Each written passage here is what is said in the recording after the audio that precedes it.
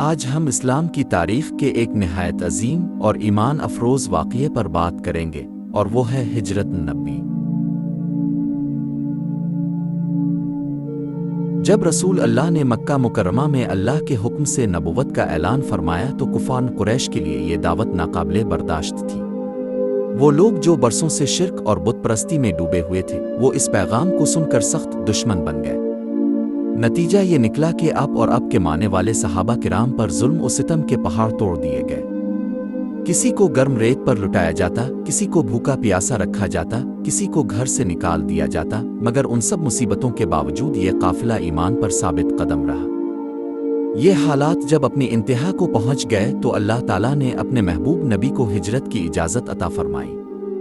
یہ اجازت دراصل اسلام کے ایک نئے دور کی بنیاد تھی۔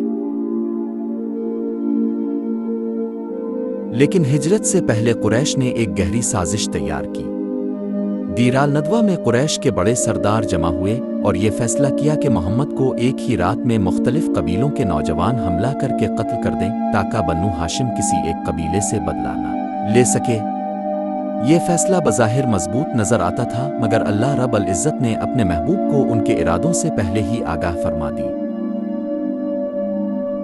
اسی وقت رسول اللہ نے حضرت علی کو حکم دیا کہ وہ اب کے بستر پر سو جائیں۔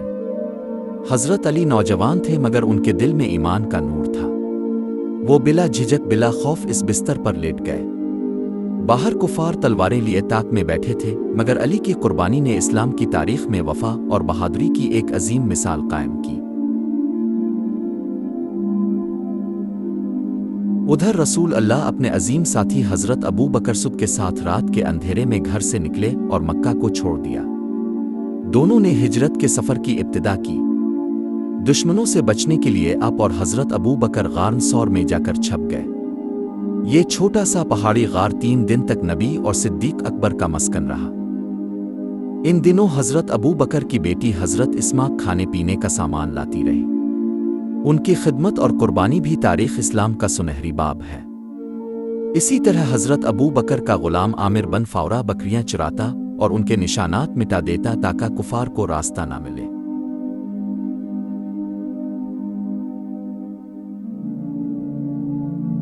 مگر ایک وقت ایسا آیا کہ کفار قریش غار کے دہانے تک پہنچ گئے۔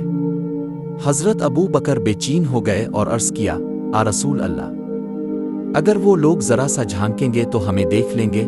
اس پر نبی اکرم نے وہ تاریخی جملہ فرمایا جو ایمان والوں کے لیے ہمیشہ سہارا ہے، لا تحزن اللہ مانن، غم نہ کرو، اللہ ہمارے ساتھ ہے۔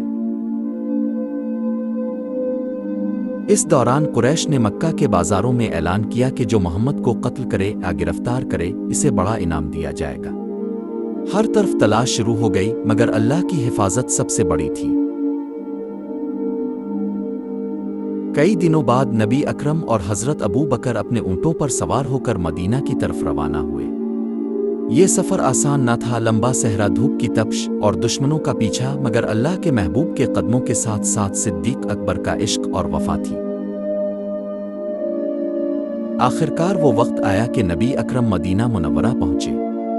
مدینے کے لوگ بے تاب ہو کر استقبال کے لیے نکلے۔ مرد، عورتیں، بچے سب خوشی سے جھوم اٹھے۔ ان کے دلوں میں نور ہی نور تھا، زبانوں پر ایک ہی نغمہ تھا، طلع البدر علینا من سنت الوداع، ہمارے اوپر چاند طلوع ہو گیا۔ اگر آپ بھی اللہ سے معبود کرتے ہیں تو ویڈیو کو لائک اور شیئر اور سبسکرائب کریں۔